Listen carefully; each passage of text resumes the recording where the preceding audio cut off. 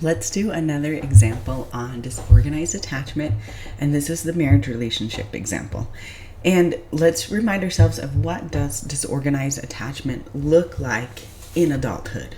Well, it's also can be called a fearful avoidant attachment style, and it's where you have a strong desire for intimacy but a simultaneously fear of closeness or vulnerability.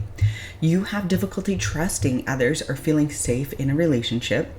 You have a tendency to sabotage relationships out of fear of rejection or abandonment.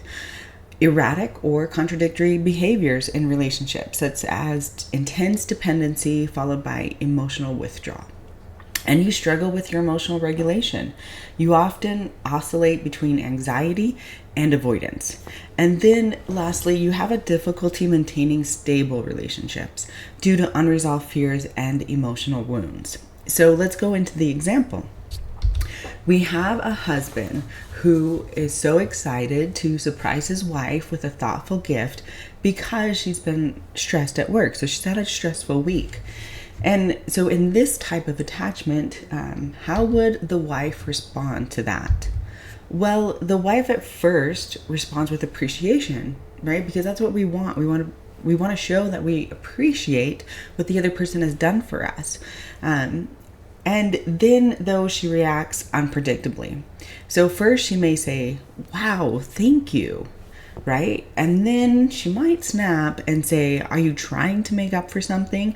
And what did you do wrong?" Right? We're really not able to understand that maybe a gift is just a gift, and it's a very simple gesture in life. So what's going to be the outcome of this in a relationship where this happens over and over again? Right? Maybe one or two times at the beginning of the relationship, okay, but if we continually act this way with these behaviors, what happens to our relationship?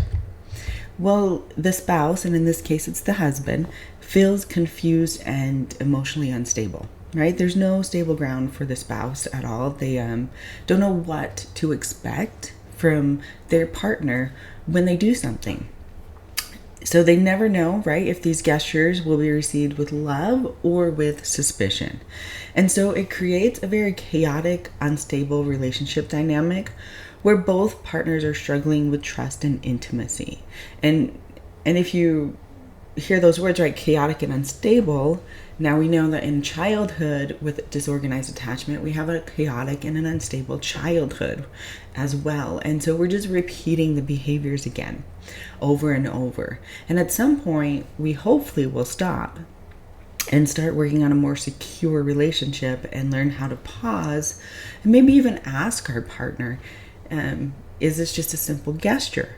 Right? I'm having a hard time, like cognitively or thinking, it's another way to say it, that there isn't more to this because of where I came from. And it's okay to admit that, I think.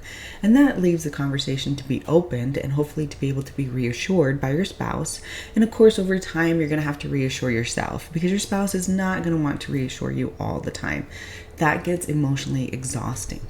So I'd love to get the conversation started.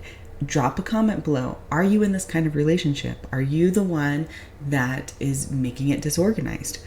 Are you the one that's in a relationship with somebody who is making it disorganized? Or is one of you disorganized and one of you from a different type of insecure attachment? I'd love to hear your comment below. Did you come from this environment? Are you changing it? Are you struggling with it, or are you finding success? All the comments are welcome, so let's get the conversation started.